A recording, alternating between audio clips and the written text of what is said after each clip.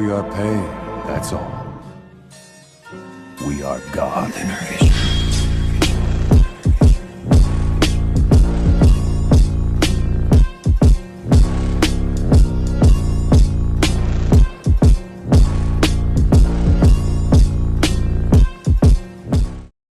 Hey guys! This is Uruzi and I'm back with part 7 of What If Naruto Was a Simple Teenage Shop Owner. Things aren't always as simple as they seem. Just because he found himself in a new world, Naruto shouldn't have forgotten this. Now he must deal with fallen angels, devils, perverts and God, all while maintaining a relationship and running his store. Things can never be simple for him. Don't forget to hit like and subscribe and check the author in the description. Let's start. Chapter 25. Candy-sama. Naruto was really beginning to hate that title. He was very quickly starting to learn that the title of Sama didn't fit him at all. He wondered if being called Hokage-sama would have bothered him this much. Maybe this is why the old man hated when I called him Hokage. Naruto released a wistful sigh to himself before he allowed his attention to focus onto his newest pain in the ass. She was a female of unquestionable attraction with some rather questionable features. Her head of red hair was about shoulder length and fell over her ruby-colored eyes. The girl was somewhat tall, managing to come up to Naruto's chin. The two fox ears twitching from the top of her head gave her slight boost in height. A white kimono covered her form as several fox tails swung lazily behind her. "Please do not call me that." The blonde groaned out. If he had known that his fox companion would become a pain in the ass, he wouldn't have taken it back with him. Now he had to deal with a girl that magically transformed from a fox. "I don't want to say I told you so, but I did." Kurama chimed in. His comment went almost entirely ignored by the blonde as he decided to keep his focus on the girl. "But you are Naruto, are you not?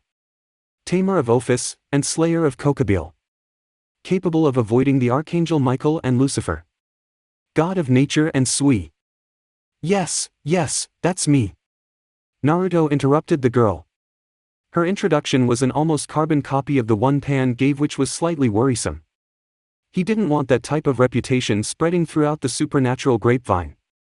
The fewer people who knew of his feats the better. "So if that is you, isn't it only right that I refer to you as Candy-sama?" the girl questioned innocently. Her response came in the form of a loud groan from the blonde as he buried his head into his hands. It was too late. She was too far gone. There was no convincing her otherwise. "Just, what do you want?" The blonde's voice was muffled as he spoke through his fingers. His defeated tone served as a stark contrast to the excited look that popped up on the girl's face as she pulled a piece of parchment from her kimono. "On behalf of Kyoto, the Yukai faction and Kunosama, we humbly request your assistance in the retrieval of Yasaka-sama." The girl read off the scroll before rolling it back up and storing it back into her dress. When she lifted her head to observe the blonde's reaction, she was met with an utterly stupefied look from Naruto. "What did you just say?" Naruto asked, unable to completely comprehend what the girl just said. He immediately regretted his question when the fox began to reach back into her kimono to retrieve the scroll. No. Just explain what you said." The teen was clearly exasperated as he spoke. Luckily for him, his message seemed to get across to the fox girl as she retracted her hand from her cloak. The blonde couldn't help but let out a thankful sigh at this as the girl dived into her explanation. "Our leader Yasaka-sama has been kidnapped by some unsavory characters. In her leave, Kunosama has taken up her position. Unfortunately, Kunosama is really young and can't exactly rule properly. Plus, Yasaka-sama has the key to the great powers that dwell within Kyoto. We must retrieve her immediately or the whole world could be destroyed." The fox's voice grew panicked towards the end of her speech. Naruto could do nothing but groan and move his hands to his temples in an attempt to stave off the headache he was inevitably going to have after dealing with this. "Why did you come to me? I don't get the point of coming all the way here just to ask for my help. Isn't there someone else you guys could have asked for help?" The blonde questioned in a somewhat futile attempt to wriggle his way out of the situation. As soon as the fox girl mentioned the destruction of the world, a large part of him knew he was going to get involved in some shape or form. "Well, why wouldn't we come to you?" The girl's voice had a slight bit of shakiness to it, tipping Naruto off to the fact that the next thing to come out her mouth would be a bold-faced lie. He didn't need any empathetic abilities to know that. Why, you're the tamer of Ophis and slayer of Kokobil. You defeated the hero Heracles and Can you tell me the real reason now? Naruto interrupted the girl as his lack of patience decided to rear his head. The combination of being lied to and his slowly growing headache were not doing much to aid his patience either. The fox girl grew undeniably nervous after being called out by the god. She began to shake slightly as she refused to meet the blonde's eyes.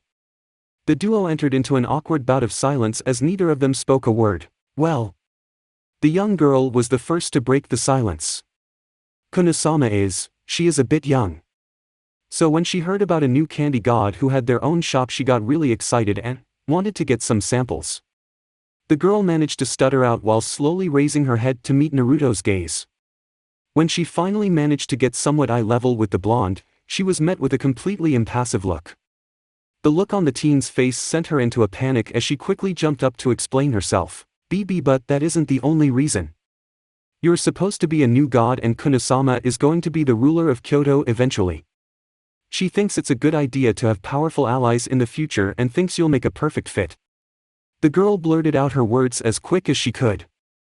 It wouldn't be very good to offend a god by saying you only want their help just so you can get some samples. Though, now that she thought about it, some of the more narcissistic ones would probably take that as a compliment. Fortunately for the girl, Naruto was the furthest thing from narcissistic. He was selfless, and his selfless attitude was making it damn near impossible to not offer the girl a bit of his help. So it was with a heavy sigh and a growing headache that Naruto finally relented. Give me all the information you guys have so far and I'll see what I can do. The lack of energy in the blonde's words was entirely made up by the bright smile that appeared on the girl's face. She began to jump up and down excitedly while letting out a high-pitched squeal. Thank you so much. Kunio-sama will be so happy to hear this. I'll get you everything you need as soon as possible. Those were the last words Naruto heard from the girl before she was promptly engulfed in a cloud of smoke. It took a few seconds for the smoke to clear, and when it did, it revealed that the girl was once again in her fox form. The creature seemed to almost salute the blonde before turning on its heel and leaping into the forest. The sound of branches breaking and trees rustling followed her disappearance for several seconds before the forest finally settled into a state of peace and quiet once more. I told you not to bring the fox back with you. I told you the fox wasn't normal and would only cause a headache. But you didn't listen to me. Now look what you've gotten yourself into. Shut your mouth, Kurama. Naruto yelled back at his partner as he began to march back to his house. A scoff and a dark chuckle served as the fox's response, causing the blonde to speed up in his retreat back to his home. Any of the patience he had to start the day with had quickly dispersed after speaking with the pair of foxes. Plus, he had a feeling that he was going to need as much energy as possible with the crap he just got involved in. A massive form shot through the empty air that polluted the dimensional gap. The figure was traveling at speeds that seemed unfit for its size. The flying figure continued to break any illusions connected to its size by suddenly flaring its wings up, sending it shooting up into the air. It performed barrel roll-esque maneuver before idly floating in the middle of the sky. Hell yeah! Great Red explained as he flapped his wings to keep him afloat. His voice was almost impossibly loud as it carried on for miles and miles within the gap. He had just performed his first official barrel roll without crashing head first into the ground, so he was pretty excited. He had been practicing ever since his battle with Ophis, so to finally have accomplished it made the legendary dragon very happy. Speaking of the dragon god, Great Red's attention was snatched away from his accomplishment when he briefly glanced a small speck flying through the air through his peripheral vision. He quickly twisted his massive body to face the fast-moving speck, only to gain a view of Ophis back as she flew away from his position. Hey! Great Red yelled at its fellow dragon. The Apocalypse Dragon didn't get even an ounce of Ophis' attention as the girl refused to even hesitate to acknowledge his shout. Her lack of action served to only annoy the dragon as he took off towards her. I said hey. Were you watching me? The true dragon yelled once more, now much closer to Ophis. The girl couldn't possibly ignore him now that he was so close. At least, that's what Great Red assumed. Unfortunately for the dragon, he underestimated Ophis' ability to be apathetic. The infinite dragon seemed to be completely unaware of his existence as she stayed set on her path. You better have not been watching me. If you were, I'll key. Great Red quickly found himself eating his own words when, In one smooth movement, Ophis turned from her path and darted towards the massive dragon. Before he could even register her movements, the infinite dragon slammed full force into Great Red's chest. The silence that usually persisted throughout the dimensional gap was disturbed as a sonic boom ripped through it. Great Red found himself propelled backward at breakneck speeds as an aching pain spread throughout his chest. He couldn't even think to right himself as the shock and the pain of the situation temporarily immobilized him. Such a pest. Ophis mumbled to herself as she watched one of the main sources of her annoyance fly away from her. Great Red soon became a tiny red speck on her vision as the momentum from her attack carried him away from her. She had tried her best to show a little patience, something Naruto had been attempting to instruct her on, but found the task to be impossible with the overly annoying Great Red in her presence. "I'll apologize later," she told herself as she set herself back onto her path. The concept of a promise was another thing that had been taught to her by the blonde. He had said when one makes a promise, they should never break it. She would have to apologize to him later for breaking her promise of trying to be less violent. But first, Chow Chow. Her apology would have to wait until she eradicated that man from existence. His treachery and the mere fact that he was alive at the moment really annoyed the infinite dragon. Any attempts to hold in her annoyance with the man would only end with more violence. Sometimes violence is good. Ophis mumbled to herself as she sped through the gap. She would have to bring that up with Naruto once she saw him again. "You're oddly calm for someone who has been kidnapped." Yasaka briefly opened her eyes to observe the owner of the voice. With the chains restraining her arms and legs, she couldn't do much else from her seated position. Chow Chow's smiling face greeted the leader of Kyoto. His smile irked her. The man was undoubtedly handsome, but his attractiveness only served to make him more irritating to the woman. It may have been because he was the mastermind of her kidnapper, or it could have been that he simply had a face that easily agitated her. "I am calm because this is merely temporary." Yasaka closed her eyes as she spoke. The woman honestly did not look the least perturbed by her restrained state. "Oh, why is that?" Chow Chow looked honestly amused from his position leaned against the cell wall. The man didn't seem to have much fear of any action from the woman since he stood so casually within her cell. "Because my people will come. And when they do, you and your friends will perish," Yasaka stated before descending into silence. Her comments seemed to amuse Chow Chow as a guttural chuckle slipped past his lips. "You surely have the demeanor of a leader. Unshakable even in a situation like this." Chow Chow pushed himself off the cell wall before taking several steps towards the yukai. He stopped once he was directly in front of the sitting woman. His eyes almost seemed to shine in the dimly lit room as they stayed focused on Yasaka. "I respect that. You at least get that from me, unlike the rest of those freaks." The smirk on the man's face faded away for the first time as a disgusted sneer took its place. The look on lasted for a single moment before his smirk was back in its place as if it never left. "Unfortunately for you, having my respect will not halt what happens next. You and your people have had your time in the sun. It's humanity's time to bask." With that statement, the blonde promptly turned on his heels and exited the open door of the cell. He barely got a foot out of the door before another male entered the room. This man seemed much more timid as he basically tiptoed his way into the room.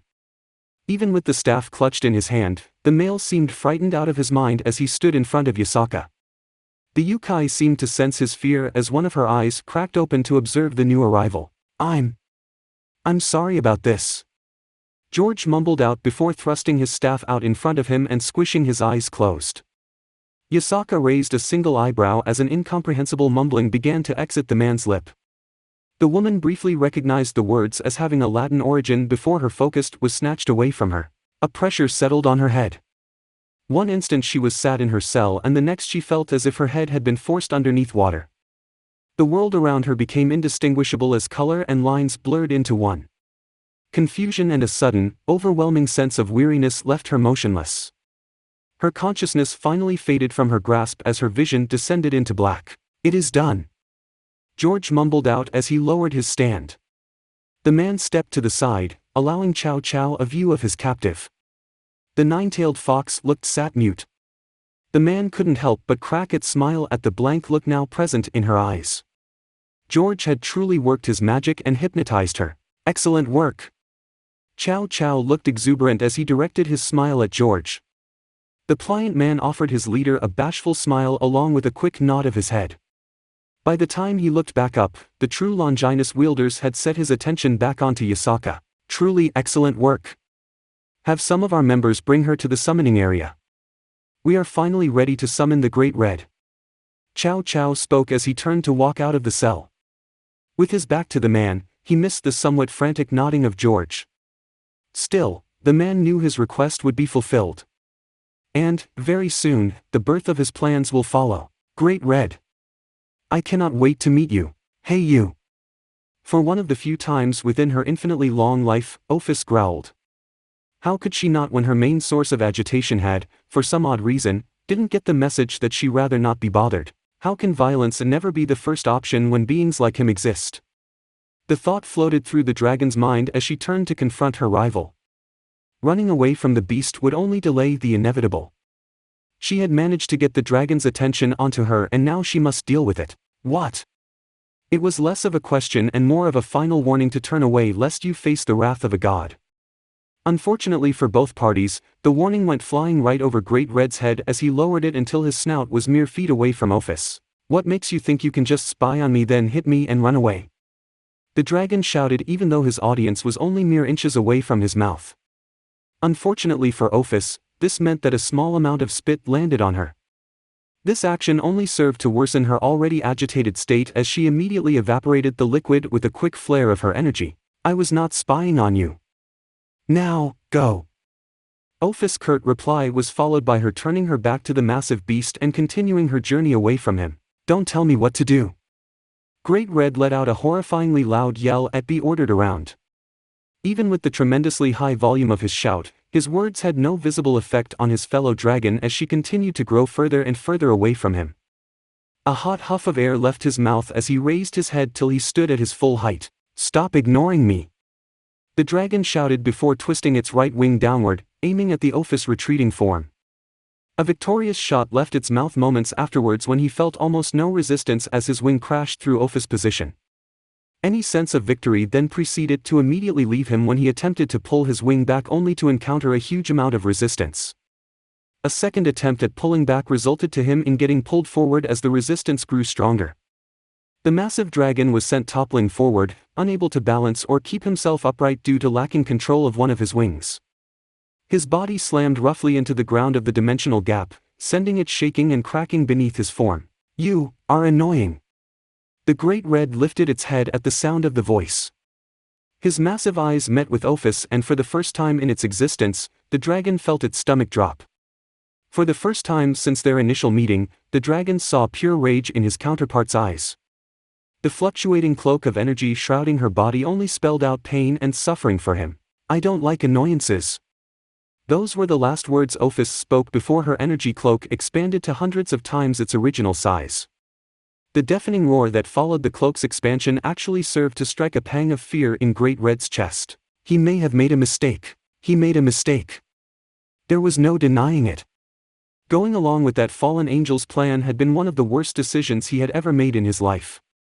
The amount of trouble it had brought him made that very clear. Unfortunately, this only seemed to be the very beginning of the trouble he would have to face. So you really don't have any alcohol here?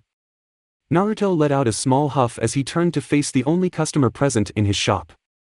As soon as the man had taken a single step through the door, every customer within the building shot up to their feet in an erratic, crazed raise. They raised hell in the shop for about 30 seconds before running out into the streets. At the time, the blonde could only watch in complete shock as the mixture of men, women and children poured out into the streets, stunning and confusing every pedestrian that they passed. By the end of it all, he was left with an empty shop excluding one sheepish man that looked as if he had been forcibly dragged out of a rave. For the last time, no. This is a candy shop. We don't serve alcohol here. The blonde's patience had left a noticeable trail when it made its exit, leaving Naruto in a rather agitated mood. His face was set in a scowl as he leaned heavily against the counter while staring the man in his eyes. For a candy god, you aren't really acting the sweetest at the moment.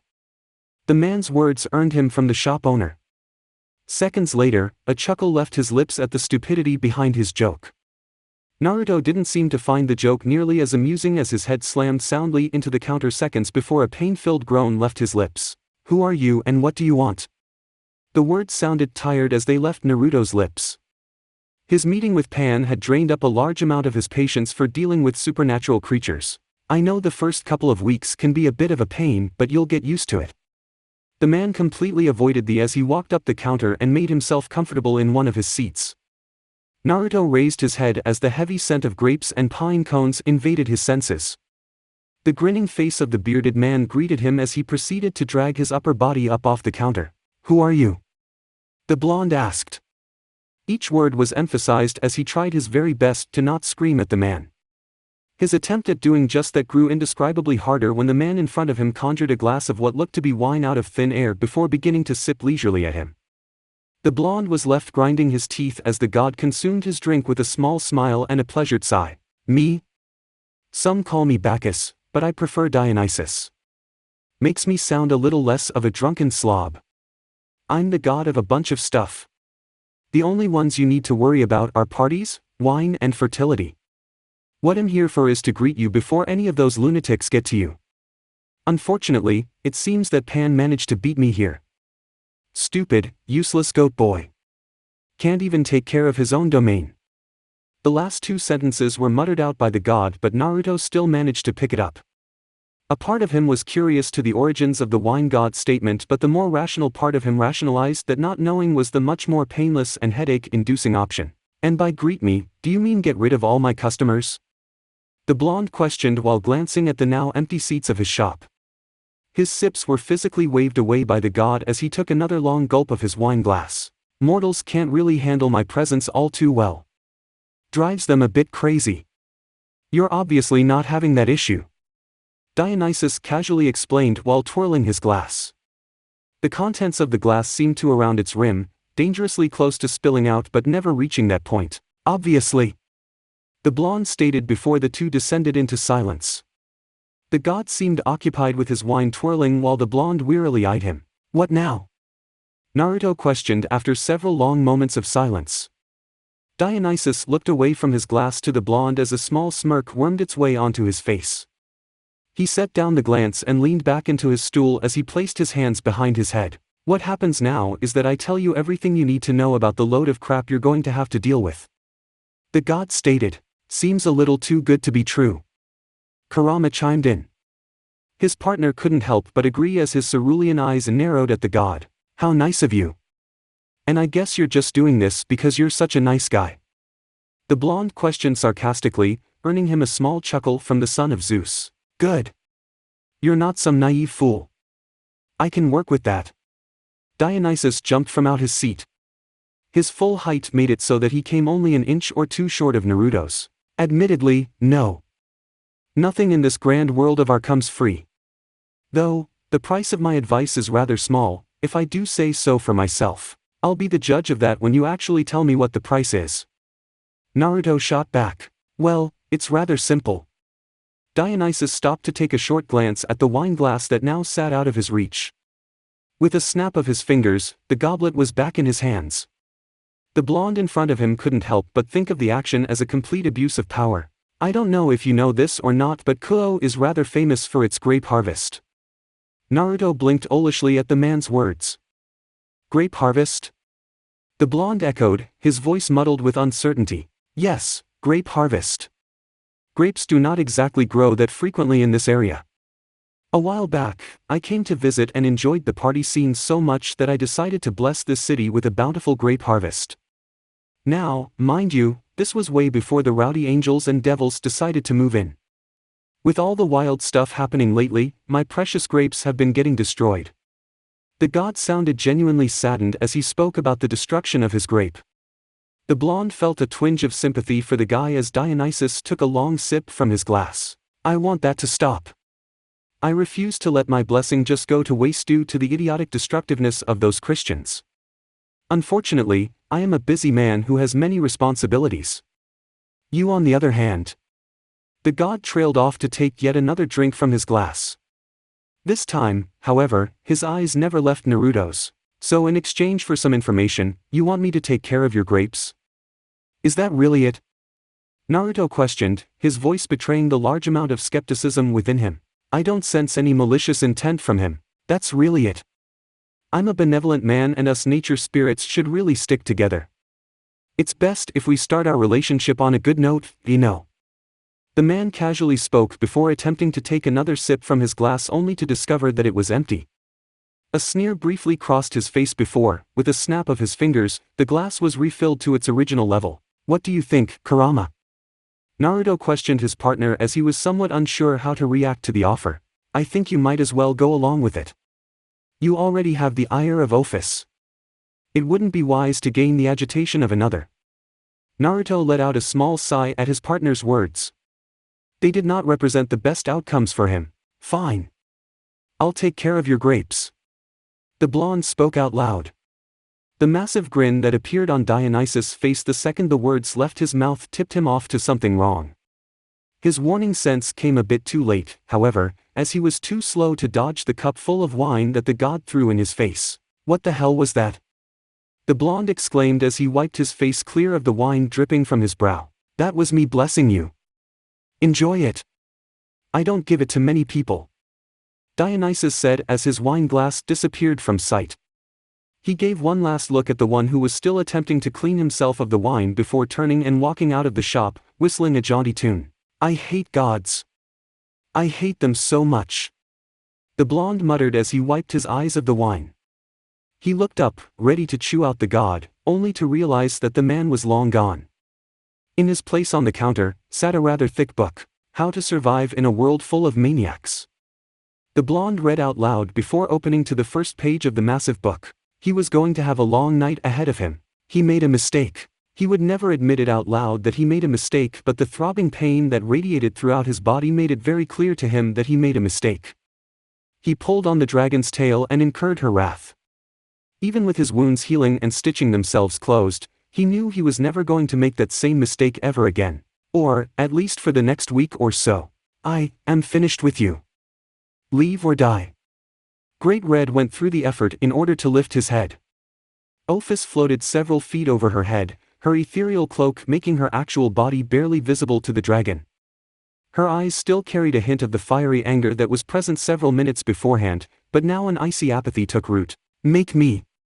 The dragon seemed to instantly forget the promise he made to himself as he stuck out his tongue in a rather childish reply to Ophis' words. He instantly regretted those words when the girl's dragon body exploded around her in an instant. His stomach dropped as the massive dragon loomed menacingly over his body with nothing but malintent in its eyes. You are stupid. Die. Ophis said before swinging one of her claws down. He would never admit it, but the Great Red closed his eyes and actually flinched as the claws came crashing down towards him. The dragon's eyes soon came creaking back open when he didn't feel the telltale pain of his fellow dragon's claws raking into his body. He was shocked to find that the dragon was nowhere to be seen. Completely gone. Vanished into thin air. Not a single trace of her or any of her energy. She ran away again. The dragon growled in anger as he lifted his body off the ground, effortlessly as if Ophis just didn't beat a dragon-sized crater in the ground with his body. Next time she tries spying on me, she's going to get it. Great Red mumbled to himself as he began to fly away from the battleground. He had more important stuff to worry about now, like doing another backflip. Maybe even a front flip this time. The Dragon Gate. An almost ethereal object that had no set destination in the physical world. Yet, every dragon in existence had some sort of innate connection to it. In this case, the Dragon Gate manifested itself in a brilliant yellow magical seal. The seal was humongous, spanning the length of over 100 yards. Directly in the center of the seal sat a dazed Yasaka. The brightness of the seal seemed to respond to the slight movements of her body as she swayed erratically at its center. Beauty holds many forms.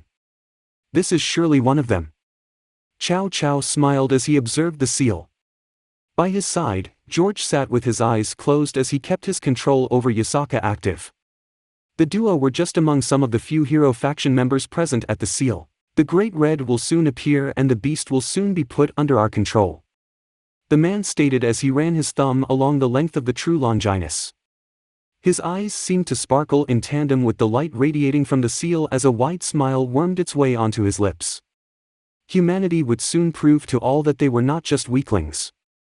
With Great Red, the supernatural creatures of the world would bow to them all. It's happening. George mumbled with a creased brow just seconds before the seal exploded into an array of colors. All the heroes present were forced to cover their eyes lest they be blinded by its brightness. Chow Chow was among them as he used the shaft of his Longinus to block his eyes. The man only dared to uncover his eyes after half a minute. The smile that had been present on his face before was still there as he prepared to meet and subjugate Great Red. The beast's idiotic and arrogant nature would only make the task that much easier, but all of his hopes were dashed when he fully uncovered and opened his eyes. Instead of seeing the great visage of Great Red staring back at him, he met the cold, yet fiery eyes of Ophis, someone he had been hoping to avoid as of late. "George! Get me out of here!" By this point, the man had broken his connection to Yasaka and was staring in horror at the infinite dragon god. "You!" The word was almost mumbled, yet it carried loud enough for both men to hear it.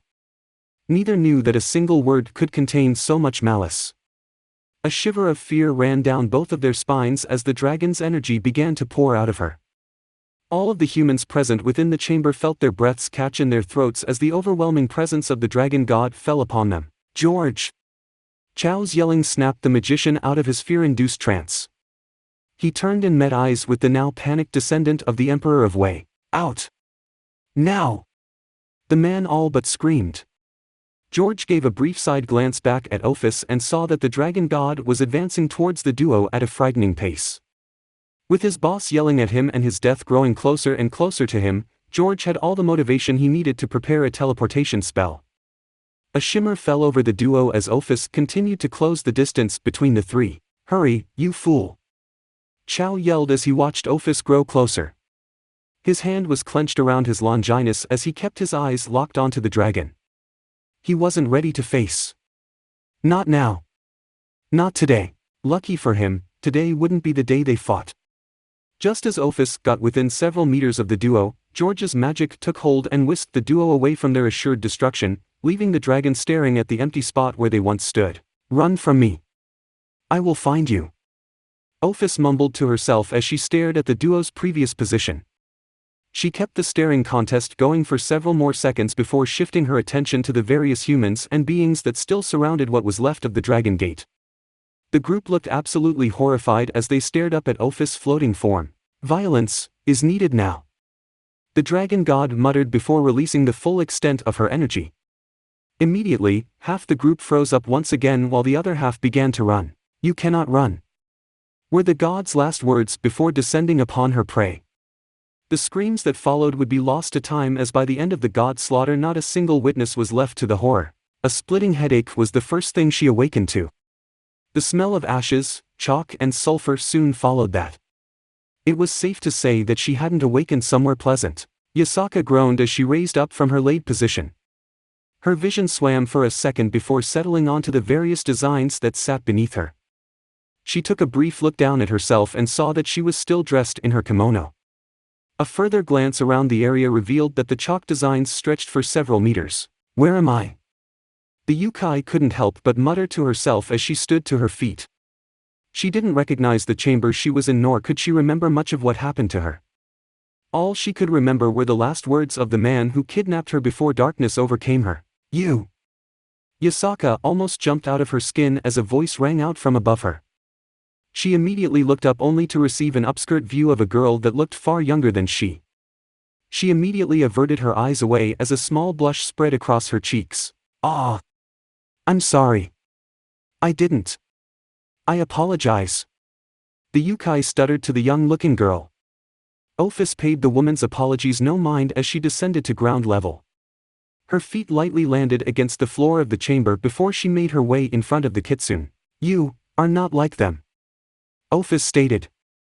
The embarrassment she was feeling slowly began to fade away as Yasaka observed the young woman in front of her. The Gothic-style dress covering her small form fit rather well with the apathetic look plastered on her face. Though, she was rather cute, even with the emotionless look on her face. "Them? Who are they?" Yasaka questioned, now much more relaxed. The girl in front of her took a brief glance behind her, seemingly searching for something, before turning her attention back onto the woman. "The heroes," Ophis curtly replied. The Yukai gave a brief nod of understanding at her answer. "No, I am not like them." They actually kidnapped me and I'm assuming they are the reason why I am here. Yasaka said. They brought you? The woman nodded her head yes. She waited for another question from the girl but received nothing but silence. It seemed that the young girl was lost in her thoughts as a blank look filled her eyes. The expression lasted only for a second before awareness returned to her. Do you want to leave? The girl questioned. Yasaka had to stop herself from squealing at how utterly cute she was being. The way she acted only brought up memories of her daughter who she was sure was missing her dearly right now. I actually would. Though, I don't exactly know how to get home. Would you happen to know where Kyoto is? Yasaka questioned. Her spirits fell slightly when the girl gave a negative shake of her head. It seemed that getting home wouldn't be as easy as she hoped. I know someone who will help. That made the Yukai perk up. Maybe all hope wasn't gone. Will you take me to them? This time, Ophis nodded her head, making Yasaka's face light up in a bright smile. No other words needed to be exchanged as the very next moment, the dragon ripped a dimensional tear directly in front of her. She didn't bother to look back at the Yukai as she stepped through the tear in space and time. Yasaka hesitated only for a brief second before unknowingly following her savior. What the hell is wrong with all these people? Kurama couldn't help but verbalize his thoughts as he read Dionysus' book through his partner's eyes.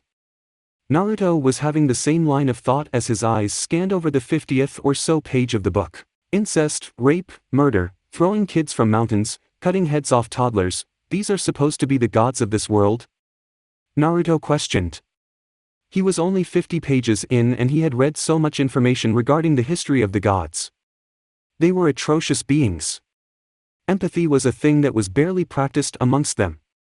It didn't matter if they were Egyptian, Greek, Hindu or Japanese.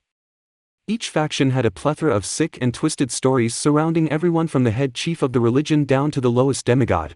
Oh Kami, these people are going to be visiting my shop soon. The blonde wanted to wail as that thought struck him. How was he going to survive his encounters with these lunatics? He was going to go insane himself dealing with them. The blonde was brought out of his rather morbid line of thought when a literal rip in time and space appeared before his very eyes. He gave only the slightest reaction when he saw Ophis step out of the rip in space. His reaction became much more animated when he saw the very person he had agreed to look for step out of the same portal before the thing collapsed in on itself. I have returned. Ophis announced her arrival before taking a seat at Naruto's counter. The blonde paid the dragon the slightest amount of attention as he stayed focused on the Yukai that had appeared in the middle of his shop. Ah, hello there. The woman stated after several moments of silence. The blonde blinked a few times to verify that what was in front of him was reality before sighing. He briefly closed his eyes as his hands made their way through his mane of hair. Hi. You're Yasaka, right? The nod he received from the woman only confirmed his thoughts. Another sigh slipped through his lips as he closed the book Dionysus had given him. He didn't think he would be reading any more tonight. Chapter 26. I can see why my daughter was so interested in your treats.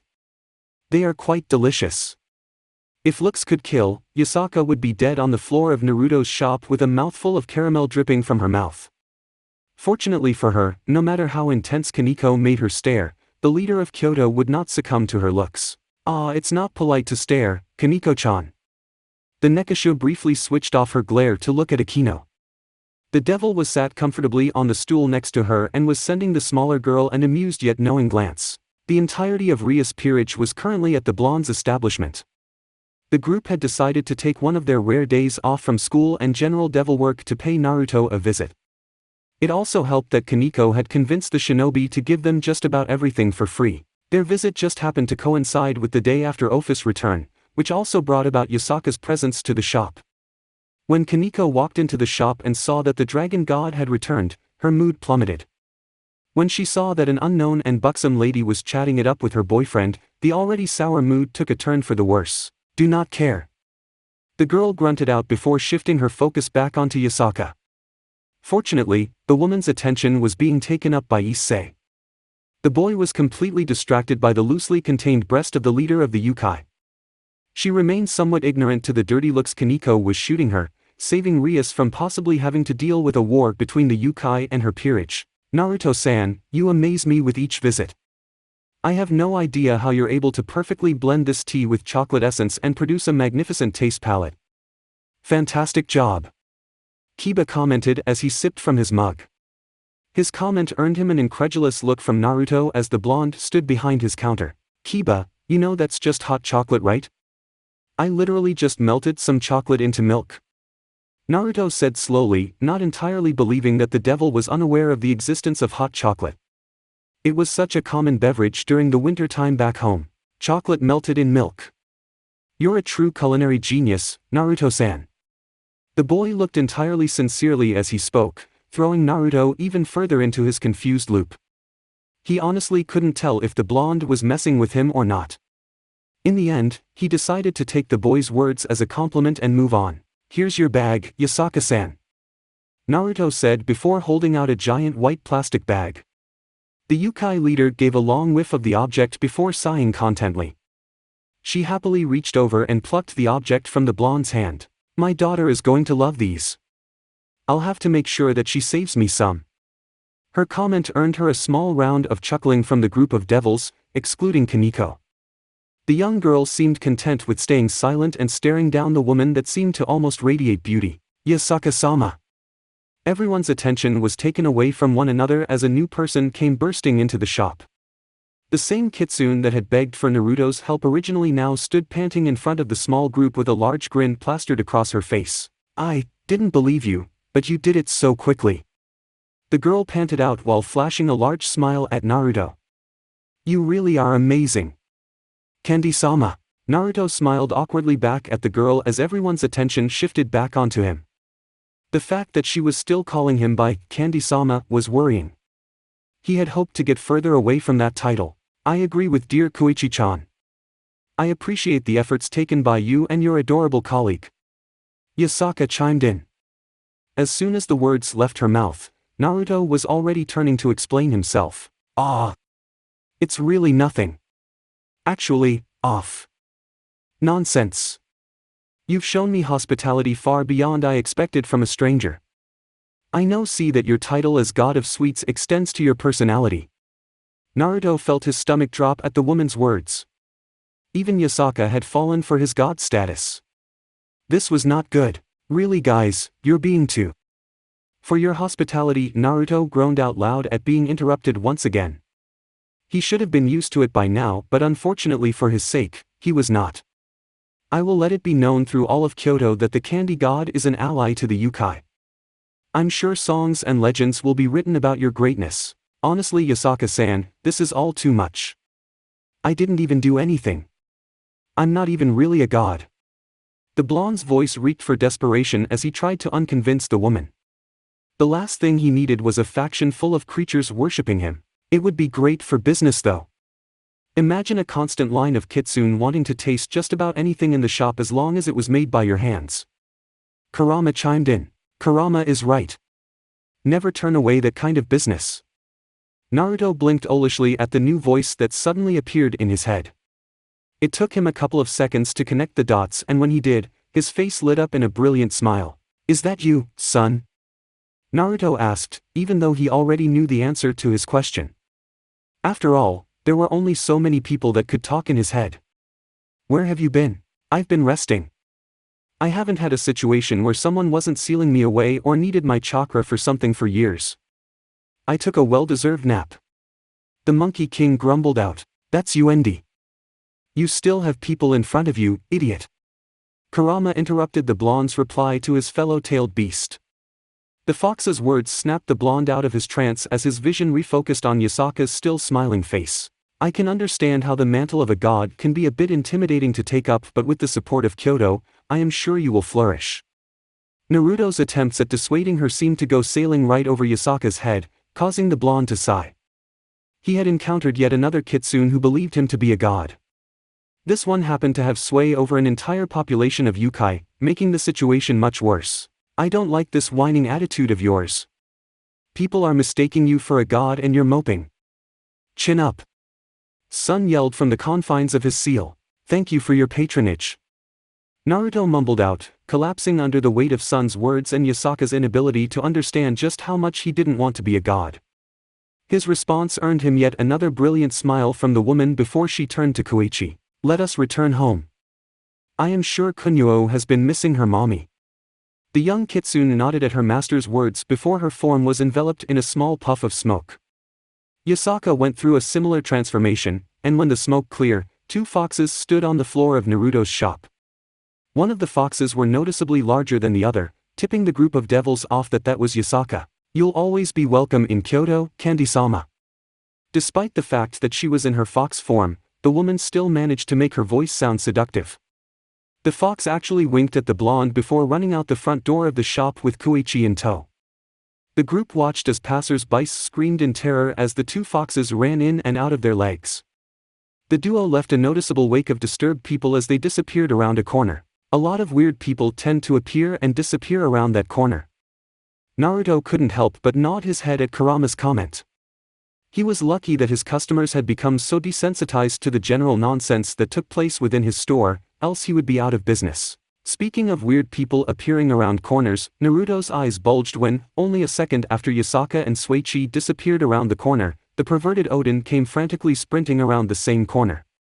The man bowled over several pedestrians while making his turn before shooting a beeline towards Naruto's shop. Please don't come in here, please don't come in here, please don't come in here. Naruto mentally repeated in his head as the man grew closer and closer to the entrance of his store. To the blonde's dismay, the man came bursting through the glass doors of the shop, panting and looking around frantically until their eyes met. You gotta hide me! Odin screamed as he approached the counter. The group parted to make way for the man as he literally ran into the counter. His face was covered in sweat and his pupils were the size of dinner plates as he stared at Naruto. No! Get out of my shop! Naruto's response sent the man into even more of a frenzy. The man sent his upper body launching over the counter as he leapt to grab a hold of the boy's collar. The man's slippery hands made it the task rather difficult, but he managed it after several failed attempts. You got a man. My life is on the line. Odin's words reeked of desperation as he pleaded to Naruto. His words seemed to slam against an apathetic brick wall as the blonde's facial expressions didn't even twitch. I do not care. Out my shop. Now. Rias Peerage watched in amazement at the interaction between the old man and their blonde friend. They had never seen Naruto act so hostile towards someone before. Who was this guy to make the laid-back and friendly blonde act so mean? Is that Naruto's long-lost father who abandoned him at birth or something? Issei whispered to Kaneko as his eyes stayed locked on the duo. Kaneko chose to ignore the pervert's words in favor for watching the scene herself. He's going to kill me. You can. Odin's head suddenly whipped around to stare at the corner he had just appeared around. Everyone near the counter followed his head movement just in time to notice the sky take a sudden darker shade. The god's pupils dilated at the sight of the darkened skies. He's here. Oh, myself. He is here. Odin yelled out loud before diving head first over the counter. Before Naruto could even react, the man had dashed into the back room of the shop, leaving behind a counter full of confused devils and one agitated blonde. Get the hell out of my store, you perverted ALC. Naruto turned to drag the god out of the back of his store but stopped when the doors to his store exploded open once again. The blonde released a heated huff as he turned to face the entrance of his store yet again. His day had just only recently begun and he was already beyond irritated with how it was turning out. The dark clouds that littered the sky above seemed to get almost absorbed into the confines of the shop. The customers closest to the door found it very difficult to see as the clouds obscured their vision. The dark mist crept further and further into the shop before stopping only a couple of feet from the counter. Once stopped, the mist rose up from the floor and began to condense into a solid form. The group watched, frozen in a mixture of confusion and awe, as the mist began to take the shape of a man. The man's clothes was the first thing to form. A blue crown jewel formed around 6 feet in the air. A pair of yellow earrings formed directly below the jewel. The outline of a cloak similar to the one Odin possessed came into view. A snow-white cloth quickly filled in the outline. With the clothes formed, skin began to fill them out. His skin took the shade of a sickly gray as it bulged against the fabric of his clothes. The light blue hair that formed on his scalp curled in the air and seemed to almost defy gravity. His golden eyes seemed to shine brightly in the light of the shop as an arrogant smirk stretched the man's newly formed skin. Hello. Candy God. Naruto released an audible groan at the man's words. He already disliked this person. What do you want? Naruto grunted out. He could feel the eyes of every devil present burn into his figure as he talked. The man remained silent as he took a slow sweeping glance of the shop. His gaze fell over each customer, freezing them in their seats before moving on to the devils. They fared slightly better under his look as their stronger wills allowed them to remain somewhat strong in the man's presence. Finally, his gaze fell behind Naruto's shoulder in the direction of the back of the shop before falling back onto a still annoyed blonde. I wish to have no conflict with you, infant god. The blonde's eye began to visibly twitch in agitation at the name given to him. I know that Odin has hidden himself in this establishment. Release him into my custody and I shall leave this place untouched. The man spoke. And what happens if I don't? Naruto questioned, his face as neutral as ever. His words made the man in front of him narrow his eyes before a haughty chuckle left his lips. Then I will eradicate you and this peasant's hut from existence. Oh shit. That was the collective thought that ran through the mind of almost everyone present in the shop. All at once, they began to shift themselves away from the blonde. If the knew one thing, it was that you never insulted Naruto's shot. Never. Who are you? Naruto questioned after several long moments of silence. His question seemed to interest the man as a pompous look overcame his features. I am Loki the trickster god.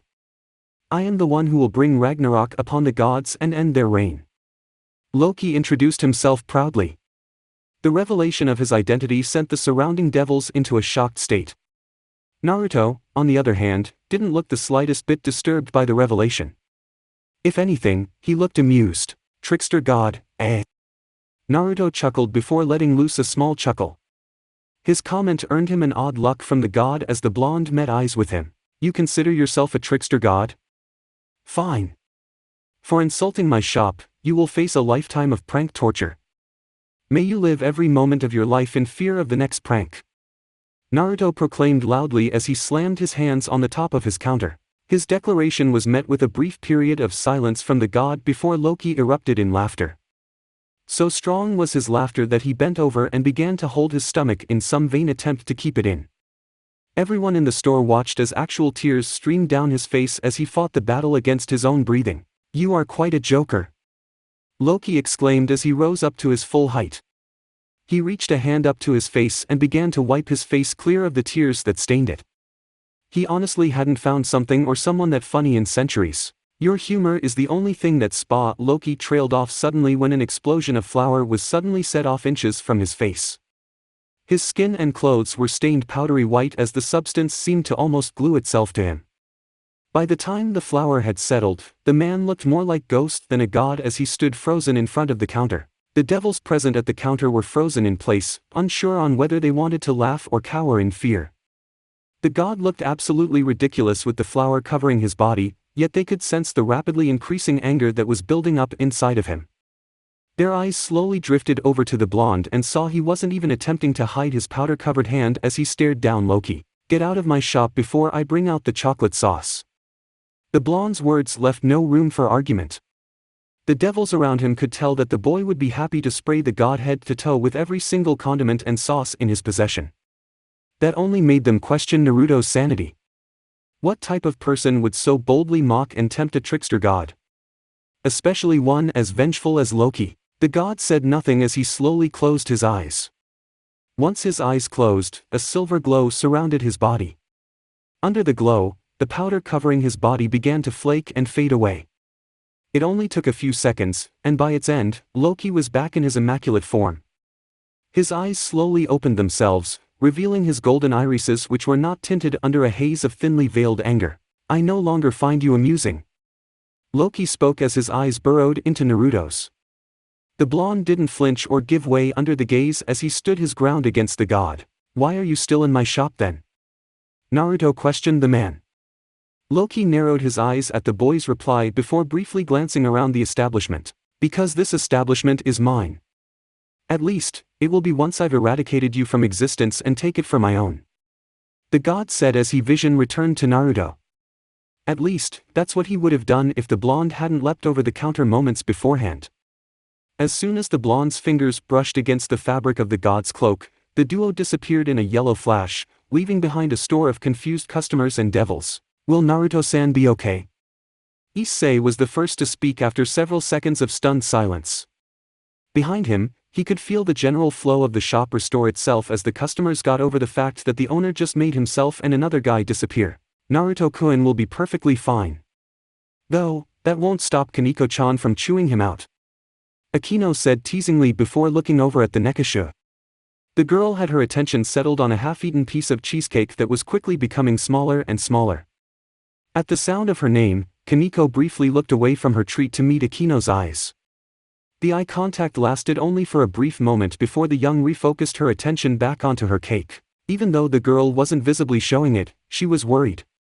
Akino managed to pick up on this during their very brief eye contact.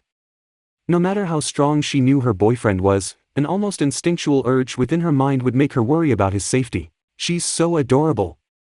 Akino squealed inwardly as she watched her fellow peerage member. It was at that moment that the devil decided to do her best to keep the young girl company while Naruto was gone.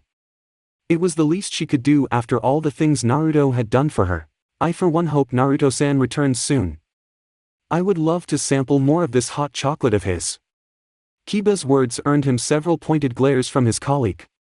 The devil took this as a sign to just quietly focus his attention on the delicious cup of chocolate in front of him. It seemed like everyone didn't enjoy the wonderful beverage as much as he did. He had another person to add onto the list of people he would kill. He didn't care that he would have to go out of his way past Ragnarok. He would kill the blonde that had dumped him in such a horrid place. Loki grimaced as the smell of feces invaded his nostrils. He looked down at himself, which only served to make him grimace again when he saw that his clothes and skin were stained with poop. A loud trumpeting sound brought the god's attention away from himself. He looked to right and saw the unsightly image of an elephant's backside only several feet away from him. The god looked down at the literal pile of shit he had found himself in before looking back at ass of the elephant as his mind began to connect the dots. Blondes are despicable. Loki muttered to himself as his shit covered from ascended into the sky. Between his infuriating half-brother and this new candy god, he was very quickly beginning to hate the hair color. People who possessed it only seemed to exist to bring him strife. With a brief flare of his aura, the feces covering his body evaporated, leaving him as clean as the day he was born. Now cleared of the horrible scent that had begun to eat away at his sense away, the god took the opportunity to observe the surrounding areas. A savannah. Loki mused to himself as his eyes scanned over the dry, arid area. Dozens of elephants dotted his sight, serving as a replacement for the lack of trees in the area. The blonde that had seemingly transported him into this despicable heat. The blonde's location became revealed to the god when he felt the air above his head suddenly shift in speed. Loki shot his head up, only to see the bottom of Naruto's heel heading towards his face. The god managed to cross his arms above his head to brace himself against the attack mere moments before Naruto's heel crashed into him. Even with him bracing himself, Loki was blasted back down to earth behind the force of the blow. With his body careening towards the ground at an impossibly high speed and his arms screaming out in agony due to the force of the blonde's kick, the trickster god could only mentally prepare himself for his undoubtedly harsh reunion with the ground. Surprisingly, his impact with the earth wasn't as harsh as he predicted. Instead of the backbreaking pain he had thought he would encounter, the god found that his fall was rather cushioned. His body sank rather smoothly into a gelatinous substance that absorbed the entirety of his momentum. Loki found himself to be rather grateful to the foreign substance, before he realized it was the same pile of shit that he had found himself in. I almost can't notice you down in there. You blend in pretty well. Loki's parallel position to the ground afforded him a clear view of the blonde that had just drop-kicked in the pile of poop. The boy had undergone a transformation in appearance, the trickster noted. His form was now cloaked in a golden cloak that seemed to made of pure energy. The presence of 9 mysterious orbs floating ominously around his head gave Naruto an angelic appearance as they reminded the god of a halo. I've had enough with your sick humor. Loki muttered loud enough for the blonde to hear as he once again began to rise out of the pile of feces. I have the sick sense of humor. Naruto looked offended as he repeated the Norse's words. Is that coming from the horse molester down there? What did you just call me? Loki stuttered out after a moment of stunned silence. His face screamed disbelief as he stared up at Naruto. You heard me. I read what you did. It was absolutely disgusting what you did to that horse. Naruto's words were accusing as he pointed a finger down at the god. As the blonde's words began to process the god's mind, a light blush appeared on his cheeks. Do you speak of Svoil Fairy? The god hesitated as he spoke. Naruto responded with an angry nod, confirming Loki's suspicion and increasing the intensity of his blush. That was a unique situation. I needed a mount and... Don't feed me that crap. You just wanted to have sex with a horse. Naruto interrupted the man with a heated shout of his own. That is not true. Loki fired back, yet the blush adorning his cheeks said otherwise. Naruto took notice of the god's embarrassment and decided to twist the knife even deeper. Whatever you say. I bet you didn't stop at that poor horse either. I wonder how Fenrir and Jormungandr came up. Enough. Loki's shout cut Naruto off and sent the elephants around him scattering. The blush was still on his face, though the floating blonde could no longer tell if it was there because of embarrassment or the anger the god felt. Instead of asking, the team decided to stay quiet as Loki recollected himself. You. Loki paused to release a small sigh as he ran a hand through his hair. You have outlived any sort of usefulness. As soon as I kill you, I'll return to your store and raze it to the ground. Those are some big words for an animal molester. Naruto radiated confidence even as Loki narrowed his eyes at him.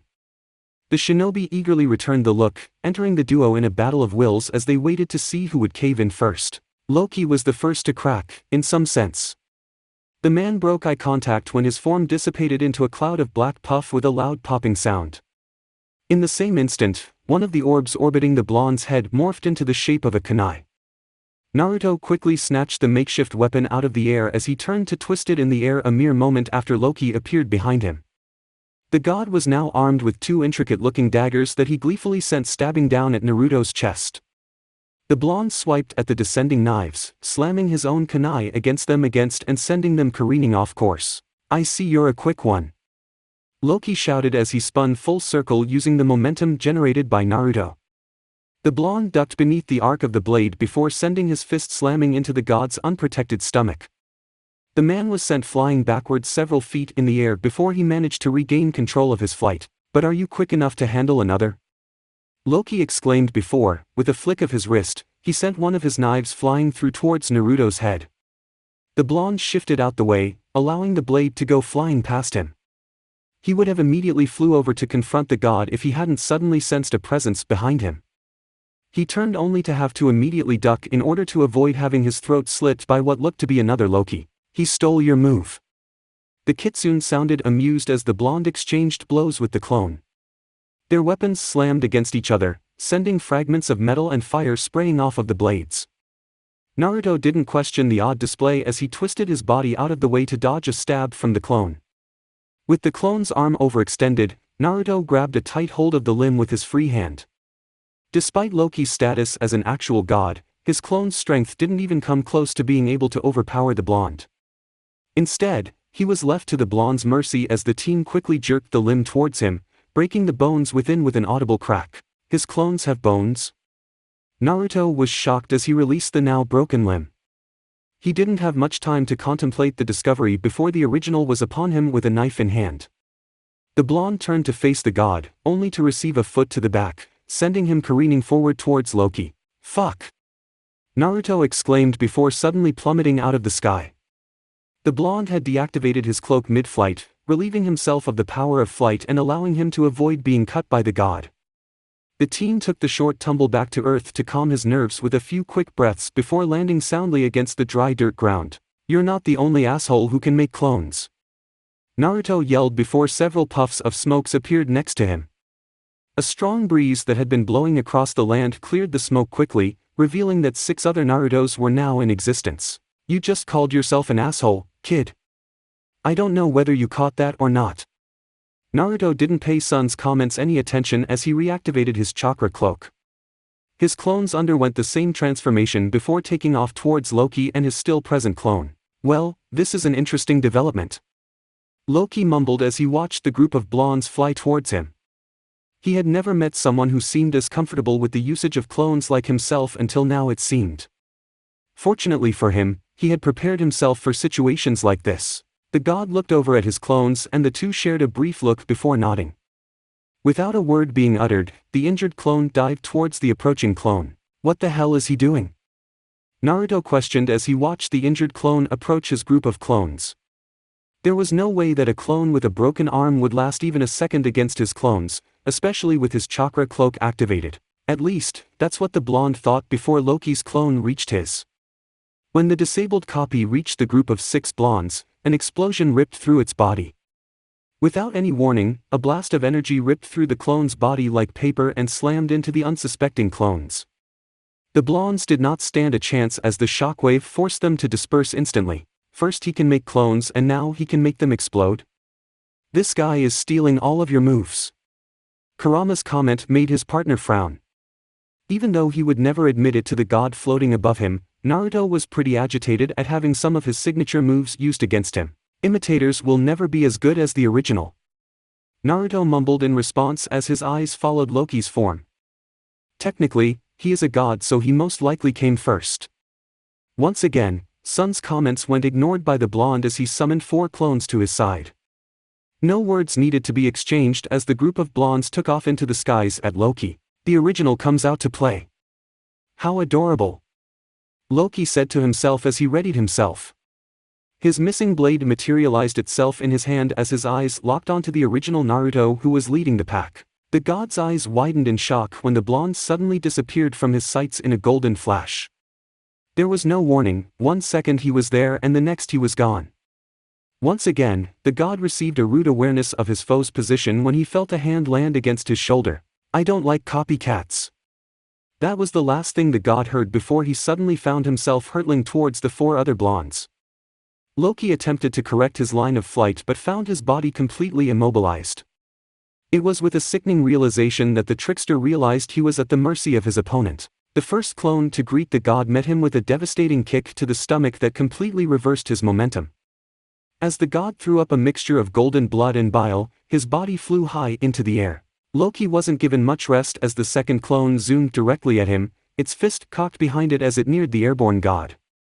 Loki had barely begun to recover from having his innards rearranged from a kick before the clone unleashed a bone-shattering punch to man's chin. The god's chin was forced upwards against his will, forcing him to bite the tip of his tongue off. That pain barely even registered with the god as a blinding pain overtook his senses.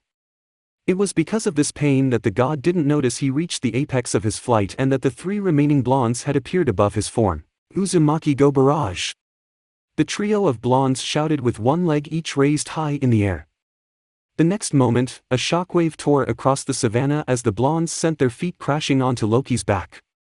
The god's downward flight time proved to be much quicker than his up time as he smacked face first into the earth only seconds later. A tremor tore through the ground as the impact of the god's body formed a crater. Copy that! Naruto said out loud as his 2 clones dispersed themselves. He quickly descended to the ground before allowing his cloak to drop.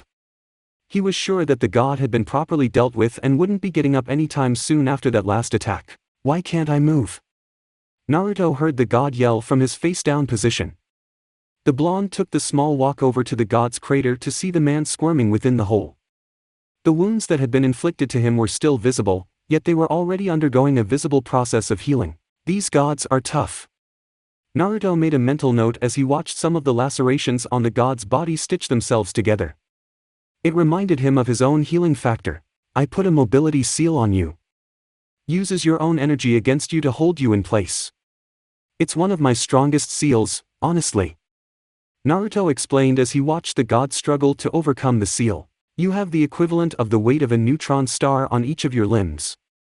I thought that was pretty fitting with all the stuff I read about you and Thor. At the mention of his brother's name, Loki went into a frenzy as his squirming and wriggling increased tenfold. Don't you dare mention his name in my presence. Now, free me! Loki yelled before grunting in exertion.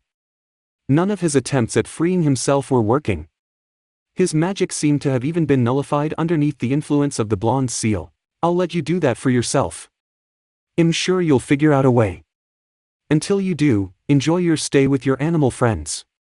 Try not to touch any of them inappropriately. And, if you come near my shop or Eve Kuo in general, I'll make sure the only thing you'll ever be useful for is giving birth to horses. Goodbye. With those parting words, the blonde disappeared from the top of the crater, leaving the trickster god alone. I'll kill that boy. I swear I will. Loki muttered as he continued his struggle against the seal's effect. His struggle was briefly interrupted when he heard the loud blowing of several elephants. The god managed to force his head up in order to see the quickly growing horde of elephants gathering at the top of his crater. "Oh, God no!"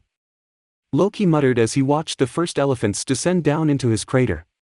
It was quickly followed by several others as they all began a steady march down to the god. The man felt his stomach as the animals grew closer and closer to his prone form. "Damn you, candy god!" Naruto reappeared behind the counter of his shop in a golden flash. A quick sweep of the front of the store revealed to him that everything was still in order. Everything from the same customers to the same group of shocked devils were still in the same place he left them. "You're back, so quickly," Issei muttered out as he stared at the blonde in shock. "It's only been 7 minutes. How could you have possibly handled a god in such a short period of time?" Rias muttered as she narrowed her eyes at the blonde. There was no way the blonde could have defeated a god that quickly. Something wasn't right here. Any suspicion the girl had was instantly wiped away when the blonde placed a slice of chocolate cake in front of her.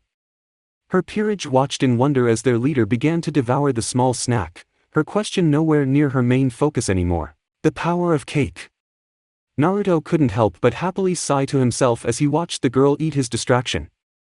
Sometimes it was just too easy. Naruto's train of thought was interrupted when he felt someone grab onto the front of his shirt. The blonde was given no warning before he was pulled down into a heated kiss by Kaneko. For once, the blonde found himself on the submissive end of the spectrum as the Nekasha held him in place with her hand and her tongue. Instead of fighting the change, he decided to sit back and embrace the change in behavior. Nico-chan seems to have a dominating streak in her. Akino licked her lips as she watched her friend manhandle her boyfriend. She couldn't help but be slightly turned on by the sight of the two sharing such an intimate moment in public. I never knew Kaneko could be so bold. Kiba and Asia shared similar thoughts as they watched the exchange. Kiba muttered his thoughts out loud before taking a glance down at his empty cup. A part of him wanted the girl to end the lip embrace so he could ask the blonde for another cup of the delicious hot chocolate. Lucky bastard, Issei said as he watched the somewhat erotic scene in envy. Woo boy. I wish I had a woman who would kiss me like that. Just like that, the intimate moment came to a sudden end as Odin made his presence known. At the man's words, Kaneko slowly pulled away from the embrace in order to aim a seething glare at the god. The color in the god's face visibly drained as the Nekasha took a step away from her boyfriend and towards him. Perverted bastard, Kaneko said before leaping at the man. Odin released a shrill shriek before the girl descended upon him, sending them both tumbling into the back room, putting them out of view of everyone else. Should we stop her? Issei asked after hearing the god scream out for mercy. Naruto gave a negative shake of his head as he took Ria's now empty plate from her. It's probably best we don't. Don't want to get caught in the crossfire, Naruto said just seconds before Odin released an ear-shattering scream. Shocked silence followed the men's screams for several seconds before everyone gradually returned to their previous actions. Naruto-san, may I have another cup of hot chocolate? Of course, Kiba. Naruto happily accepted the devil's empty mug before turning to fill it. As he turned, he could see Odin's outstretched, bloody hand reaching out from within the back room out the corner of his eye. The hand was quickly pulled back into the room before another bout of screams rang through the shop. The blonde could only shake his head at the sight before filling his fellow blonde's cup of coffee. Definitely am not getting involved with that. Chapter 27. People along the street that contained Naruto's shop were somewhat confused as they walked along the road one early morning. A repetitive hammering filled the air and mixed with the soft tweeting of faraway birds. The sound grew stronger as one approached the store until they eventually stumbled upon its cause. Naruto hammered diligently at the front door of his shop.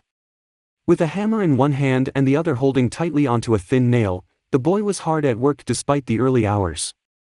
His burnt orange sweatpants and black t-shirt made him look more like a class skipper than an actual shop owner. And done, the blonde announced to himself as he stepped back to observe his handiwork. The small amount of light from the early morning sun provided just enough illumination for the blonde to view his work. No random god visits allowed. Appointments must be made. The blonde read the sign out loud. The words were written in bright orange paint and had a thick black line running under it. To either side sat a black swirl while a phone number stood in the upper right corner of the wooden sign. This is not going to work. Kurama's voice echoed out in the blonde's mind as the beast viewed the sign. It'll work. I'll make sure it will work. Now stop being so negative and play. Naruto stated back as he moved to walk into his shop. With his hammer in one hand, the blonde pushed open the glass doors to the shop and walked approximately 10 steps into the building before making an abrupt stop. No, no, no, no, no, no. Out. Get out. Naruto yelled as he stomped his way up to his counter. The single person sitting at the object turned in their seat to face the blonde. The figure had only a moment to react before they were pushed out of the seat towards the door. You gods can't just keep popping up randomly into my shop. No more. Read the sign. No more random 6. Naruto silenced himself when he felt his grip on the person suddenly disappear. The next thing the blonde knew, his intruder landed a heavy elbow to his stomach and had a knife to his throat. You dare lay your hands on me? At the sound of the feminine voice, Naruto began to realize that his intruder was actually female. A carefully slow glance up revealed an almost angelic, tan face that was framed with long auburn hair. A pair of deep and viridian eyes bore into his skull, spilling the intent to kill onto him. Yeah, I dare do. Naruto responded as he ducked his head beneath the knife just mere moments before it would have slit his throat. From his lowered position, the blonde attempted to sweep the woman's feet from out under her, only to have her jump deftly over his attack. From her aerial position, the woman sent her knife hurtling down towards the blonde. Naruto was forced to roll out the way, lest he get pierced, causing the knife to land dully in his floor. This is why you guys aren't allowed in my shop anymore. You broke my floor. Naruto yelled as he dashed towards the woman. The instant her feet touched the ground, the blonde was upon her. A jab launched by the shinobi was easily deflected by the woman, making her respond with an attempted hook strike. Before the hit could land, Naruto grabbed onto the woman's offending limb, and, with his new grip on her, sent her flying into the air. The strength behind the throw was enough to send the woman flying across the room into the stack of chair and tables leaned against the wall. Unable to right her flight in time, the unknown woman crashed into the assortment of stacked tables and chairs. I just made more of a mess for myself. Naruto mumbled to himself seconds before he was forced to duck down to avoid a table that was sent flying towards his head. The blonde groaned when he heard the table slam into the wall behind him. The noise of wood shattering into a countless amount of splinters made him flinch. That was another mess he had to clean. Stop throwing my tables. Naruto yelled just as he was forced to grab a table out of the air. He gently set the piece of wood down, only to have to immediately grab a chair out of the air. Frustration quickly began to build up within the boy as he was continuously forced to catch table after table along with a few chairs.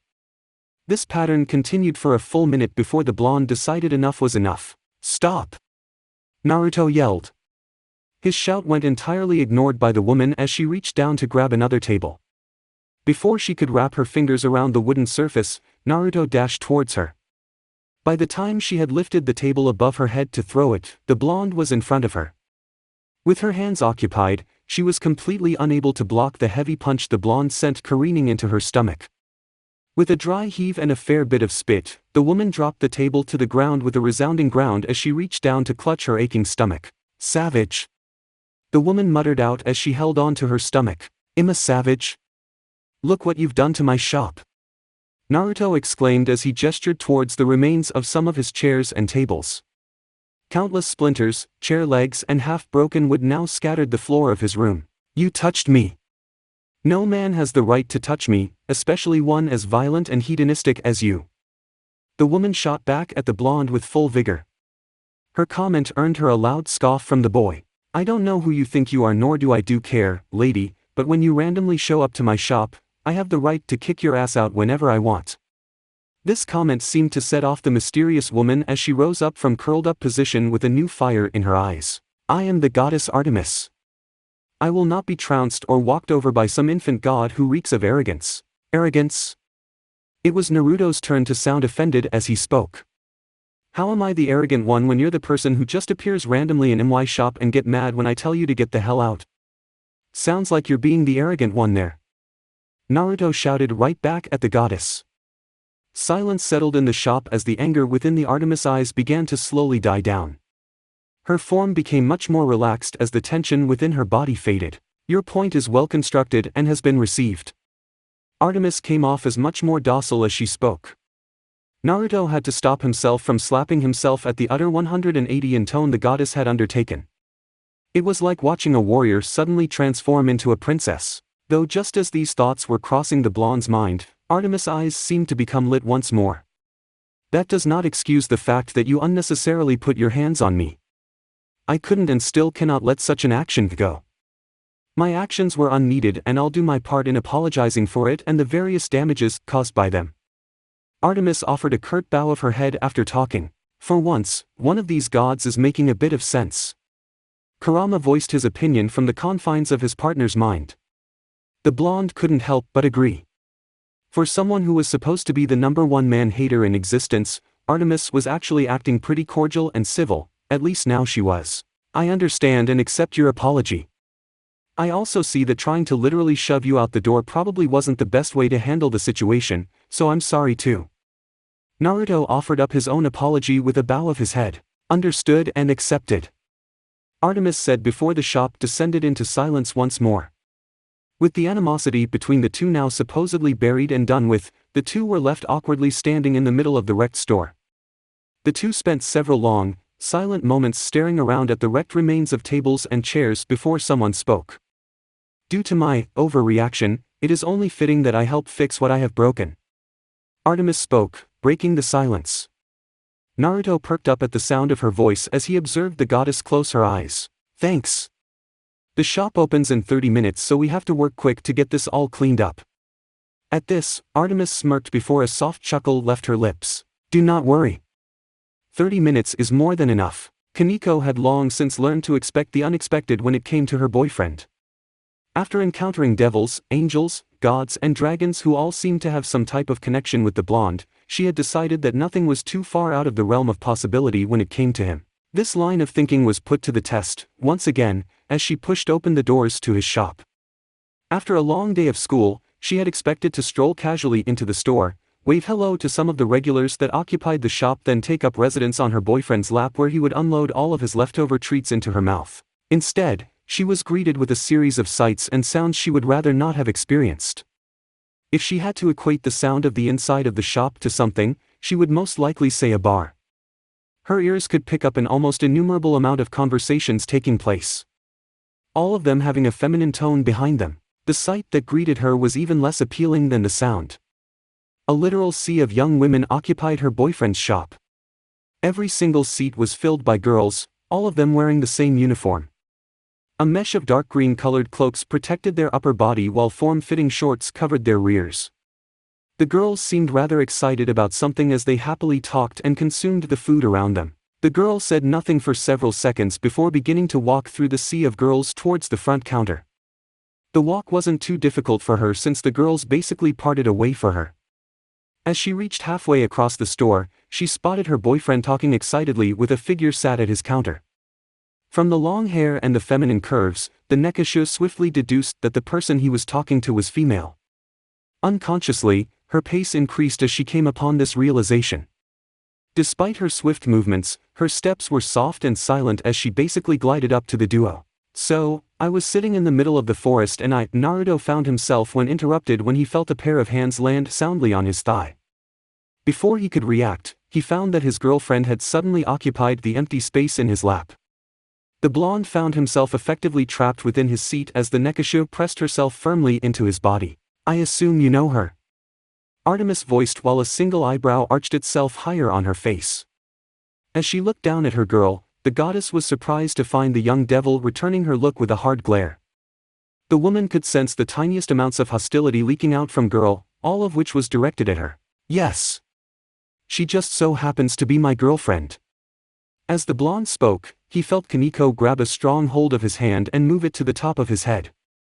Without any words or signs being exchanged, the blonde automatically began to gently rub and scratch at the girl's scalp. Artemis noticed that the same instant that the blonde started his action, the tension within the girl almost melted away fully. Well, I am Artemis, young maiden. It is nice to meet you. I'm no maiden. Kaneko stared directly into the god's eyes as she spoke.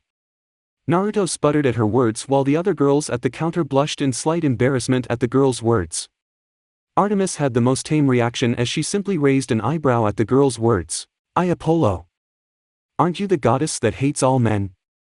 Kaneko blurted out in the middle of Artemis' apology. This time, the Nekasha's words had the effects of angering almost every female at the counter, including Artemis. The smile that had been present on the goddess' face only a minute prior had faded away as a deep frown took its place. "I do not hate all men. I am just an avid admirer and supporter of the fairer sex." Artemis managed to keep her calm while she replied. It wouldn't do well to ignite a conflict between the god she had just buried the hatchet with. "So you're a lesbian?" Despite the dozens of conversations taking place within the store, Kaneko's words managed to silence each and every person within the shop. All at once, dozens of glare were leveled onto the devil. Artemis was a part of the dozens as a downright murderous look crossed her face. "What did you just call me?" Naruto wanted to groan at the low tone the goddess was using. All the work he had done to earn the trust was about to be wiped away by a single comment. "A lesbian? You said you admired the fairer sex. That usually means that someone is interested in women." Kaneko paused briefly to meet the angry looks that were being sent her way. "Makes sense with all these girls around you." By the time the first girl could move her butt from her seat, a blonde clone appeared behind them.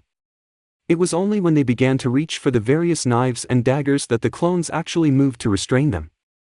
All around the store, the group of hunters yelled and cursed at the young girls as they were held back by copies of the shop owner. Artemis was among one of the few within the store to not move after Kaneko spoke. Naruto and the Nekashu were the remaining others. Instead of attempting to kill the girl, the goddess had instead settled on staring intensely at the youth. "Child, your jealousy is palpable, even from this side of the counter." Even with the uproar that her girls were making, the woman's cold words could be heard by Kaneko and her living seat. "Why would I be jealous of a lesbian virgin?" Without any hesitation, the Nekasha shot back with her own amount of chilled venom. Just like the goddess, the girl's words carried strong, even over the pack of angry women. "Because even this virgin goddess would be able to tame your man better than you can, little devil cat." When Naruto felt Kaneko rise up slightly from his lap, he made the decision that the conversation had gone on for a little too long. He quickly wrapped his arms around the girl's waist before standing from his stool. "I think that's enough talking." The blonde quickly shouted before either woman could speak. He quickly turned towards the back room, and with Kaneko still in his arms, marched into it. The team managed to get halfway into the room before he deposited the girl onto the ground. "Kaneko!" The devil refused to look up at her boyfriend. Now separated from the cause of her agitation, the consequences of Kaneko's actions were crashing down upon her. The immaturity that fueled them filled her with shame beyond shame. "Kaneko, look at me." The exterior of Kaneko's stubbornness began to break apart at the repeated sound of boyfriend's voice. The girl attempted to ignore the request, but, ever so slowly, she found herself looking up at the blonde. Eventually, her eyes met with his cerulean ones. No words were exchanged between the two as they stared into each other's eyes. They stood motionless for several seconds before Naruto dipped his head towards the girl. Kaneko found her chin clutched within his grip before he seized her lips with his own. An involuntary purr built up in her chest and reverberated through her throat as Naruto's lips burnt into her own. She couldn't care less as her full attention was on the kiss. Despite it being an action of silence, she could feel the full range of her boyfriend's emotion through the lip lock. It was as if contact had unlocked the vault that contained Naruto's feelings. She could feel his happiness, his grief, his anger, his lust and, most of all, she could feel his love for her. The feeling was so strong that Kaneko found herself drowned within it. Another involuntary moan left her as her mind blanked due to the overwhelming emotions. As soon as the urge to breathe came to her, Kaneko felt Naruto separate from her. Her eyes immediately sought out his in an attempt to confirm the storm of emotions she had just experienced. The cloudy blue eyes that stared back at her almost made the girl choke up. They spelled out a sea of affection that seemed to be reserved solely for her. "Is that better?" Naruto's voice managed to keep the young girl from completely breaking down in the back of the shop. Kaneko gave a small nod before rushing forward and capturing the blonde's waist within her arms. It took only a moment for the blonde to reciprocate the hug, locking the two into an affectionate embrace. The hug lasted for several long seconds before Naruto reluctantly pulled away. "They're still out there." The blonde mumbled low enough so that only she could hear him. Kaneko nodded in understanding. There was no hesitation or doubt in her movements. The jealousy she had once felt was now experience she had just gone through made sure that there was no need for any of it. I understand. Kaneko whispered back before offering the boy one of her rare smiles. Naruto immediately returned the gesture before consuming her small form in another hug. The contact lasted for several seconds before the blonde released the girl from his grasp and turned to exit the room. The blonde managed to make it 2 steps towards the door before he was suddenly halted as a hand grabbed tightly onto his wrist. Lemon. Better. Kaneko mumbled into Naruto's chest. She smiled when she felt her pillow rumble from the boy's chuckling. Her smile quickly disappeared when she felt herself being lifted and removed from the blonde. Now, I really have to get back out there, Naruto said the girl as he carried her over to the cot lying in the corner of the room. Kaneko paid the boy's words barely any attention as sleep began to overtake her. The girl could barely put up any resistance as her boyfriend laid her onto the bundle of blankets. She did manage to smile when she felt a pair of lips land against her cheek. That was the last sensation she felt before sleep claimed her. Naruto sighed as he redid the zipper to his pants. This day had spiraled into something completely different than what he had expected. Though, looking at his girlfriend's sleeping form, he couldn't exactly complain much. Let's just hope that Artemis and her gang has calmed down, the blonde thought to himself as he straightened out his shirt. He gave one last quick glance down at himself to make sure everything was in order. Once satisfied, he sucked in a large breath before stepping through the curtained door of the back room and into the front of the shop. As soon as Naruto exited the back room of his shop, a dozen pair of eyes were placed upon him. With those eyes came a dozen blushing faces as they attempted to look everywhere but his face. Boss. Naruto looked over at his clone and saw that the copy was rubbing the back of his neck. His stomach immediately dropped at the sight as he knew that was the "I messed up in some type of way" sign. We could hear you guys. It was Naruto's turn to blush as his words registered within his brain. The clone didn't have much time to bask in his originator's realization before he was promptly dispelled, leaving the blonde to face the group of women alone. I see she wasn't merely jesting about not being a maiden. Artemis' words broke the silence of the situation. Her words seemed to drive her followers deeper into embarrassment while bringing Naruto's attention onto her. Well, yeah. That was all the teen could say in response. Being caught having sex in the back room of his shop by a goddess and her lackeys was definitely not part of his plans for the day. You seem to be taking this well. At least better than they are. A quick glance around the shop offered the same results as before. Not a single female within the store met eyes with him. They all just simply blushed and looked away. In my household, what I just heard could be considered tame.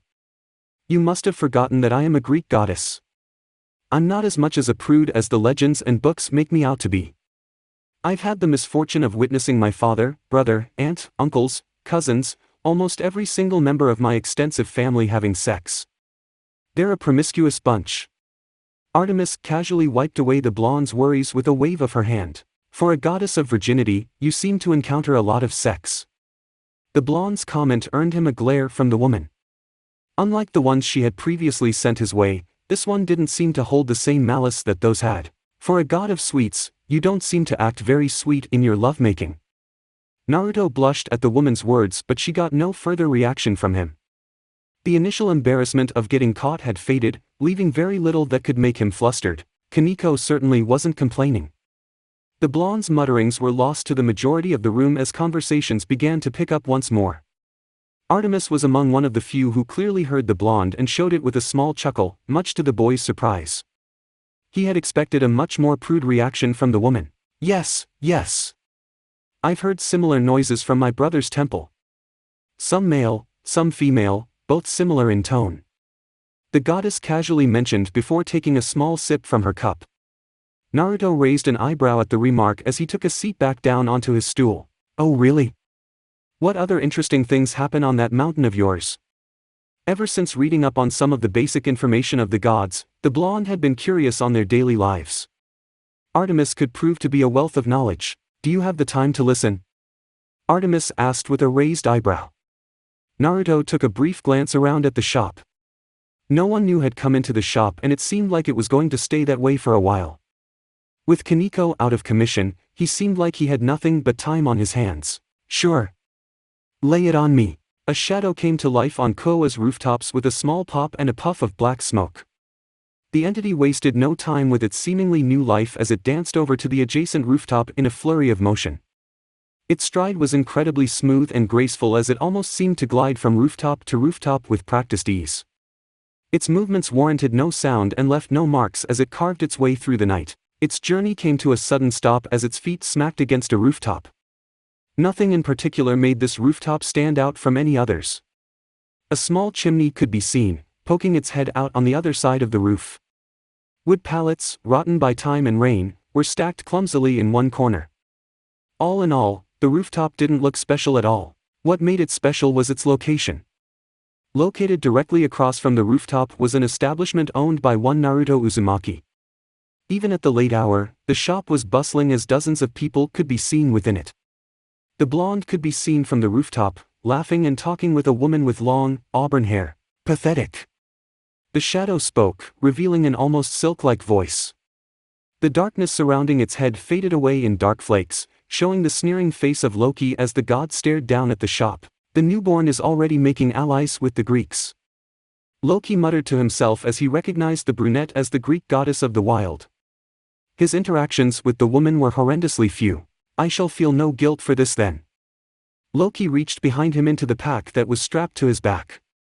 The god rummaged around in the bag for several seconds before an exclamatory chuckle left his lips, signaling he had found the object of his desire.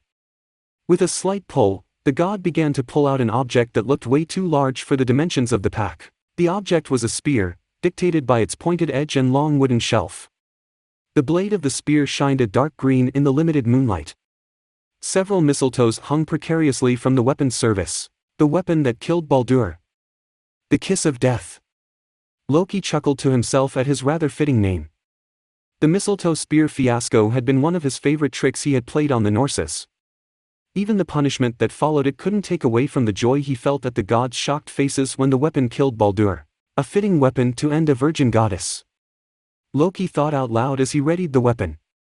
The man took a javelin-esque stance as he aimed the tip of the spear at Artemis' unsuspecting head. With one throw, he would bring the full might of the Greek pantheon down upon the blonde. The blonde would be undoubtedly blamed for the murder as slipped away into the night, unsuspected and free of pursuit. It was with this thought and a mighty heave that the god sent the spear flying down towards the unsuspecting god. At least, that's what would have happened if the spear wasn't suddenly snatched out of the man's grip. With shock etched onto his face, the god turned around to confront his would-be thief. His heart sank down into his stomach when he came face to face with a rather agitated-looking five-tailed dolphin horse. Are you the horse molester? The deep voice of the creature froze the god on the spot. The man couldn't even debate the ridiculousness of the title as the beast towered over him, its body easily reaching over 10 meters. Answer me before I disembowel you with this toothpick. The beast roared out after several seconds of silence. The god's mind began to catch up with his body as he moved to retrieve his spear from the odd hybrid giant. I am no molester. I am Loki, go. That was all the god could get out before he found one of the beast's 5 tails wrapped firmly around his throat. His connection with the ground and his ability to breath were cut off as the dolphin horse raised him from the roof until the two were eye level. I've heard you've done things to my kind. Sick things that no male or female, god or not, are allowed to do. Loki scratched uselessly at the creature's tail in an attempt to escape. For some odd reason, his shape-shifting and teleportation seemed to be inaccessible to him at the moment, leaving him to the beast's mercy. These things cannot go unpunished. You'll consider what Naruto-san did to you as merciful when I'm done for you. It was at this point in the conversation that the god noticed that one of the beast's tails was slowly wrapping its way around his leg. A sickening realization came upon the god as he stared back into the Kukuo's eyes. The tables have turned, tiny man. The screams that echoed through Kuo that night would forever be remembered by the wicked beast that caused them. That's it for part 7. Thank you for watching and see you in the next video.